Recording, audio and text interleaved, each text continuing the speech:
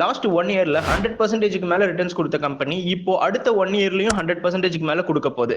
அது வேற யாரும் இல்ல, டாடா மோட்டார்ஸ் தான். டாடா மோட்டார்ஸோட கரண்ட் மார்க்கெட் பிரைஸ் வந்து பாத்தீங்கன்னா 1065ல ரன் ஆயிட்டு இருக்கு. லாஸ்ட் 1 இயர்ல வந்து பாத்தீங்கன்னா 136% வந்து ரிட்டர்ன்ஸ் கொடுத்திருக்காங்க. டாடா மோட்டார்ஸ் கம்பெனி இப்போ ரெண்டா பிரிக்கிறாங்க, வேற எதுவுமே இல்ல, டிமர்ஜ் பண்றாங்க. அதாவது கமர்ஷியல் வெஹிக்கிளாவும் சரி, பேசஞ்சர் வெஹிக்கிளாவும் ரெண்டா பிரிக்கிறாங்க.